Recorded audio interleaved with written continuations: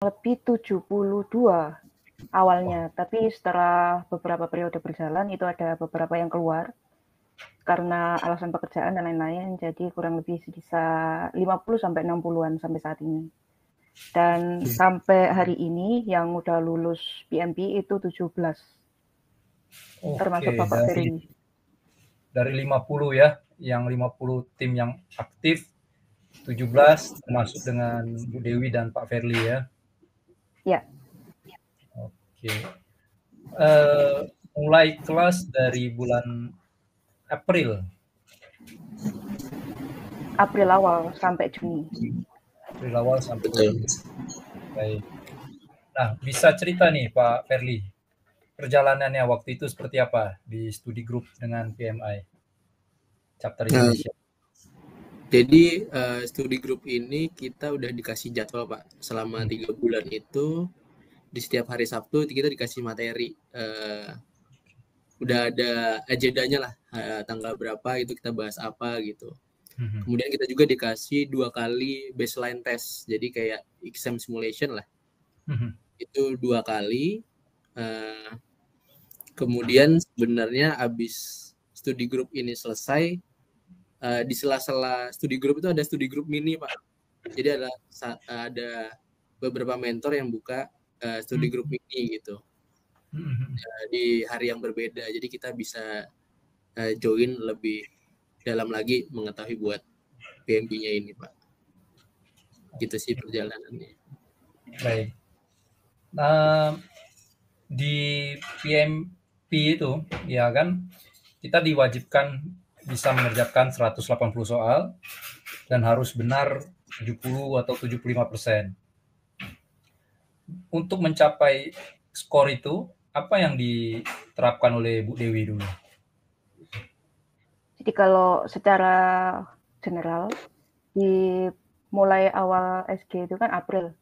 Jadi April sampai Mei itu belajar basicnya dari buku-bukunya PMI itu. PMBOK Guide, terus Practice Guide, dan lain-lain itu dihabisin. Baru setelah itu di Mei sampai Juni itu intens untuk latihan soal 180 soal dalam waktu 2-30 menit. Jadi kan selain melatih pemahaman juga melatih daya tahan kita, ngerjain soal berturut-turut tuh segitu banyak.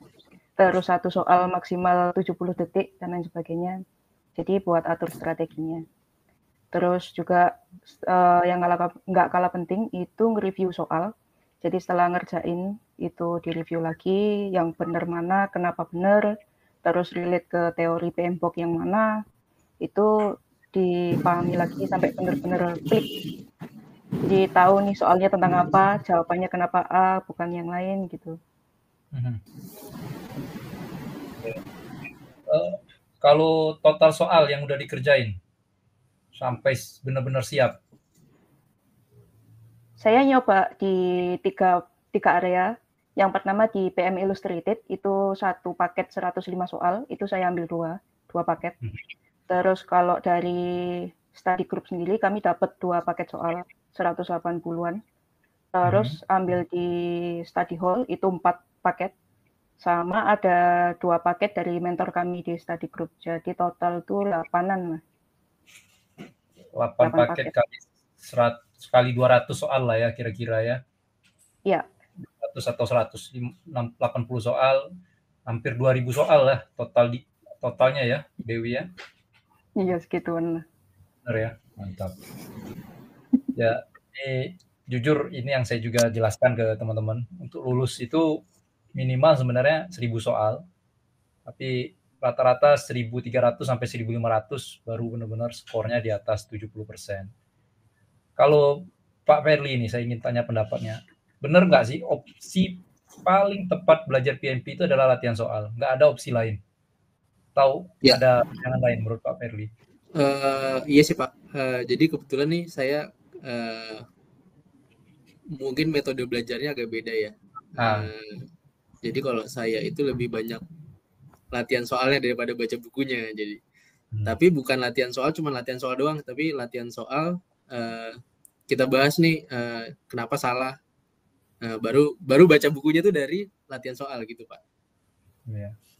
Jadi banyakin latihan soal. Saya agak setuju sama Pak Yanda tadi, bukan agak setuju malahan. Jadi itu 1.000 itu udah paling minim lah Pak. Iya. Itu paling minim itu 1.000 itu harus dikerjain.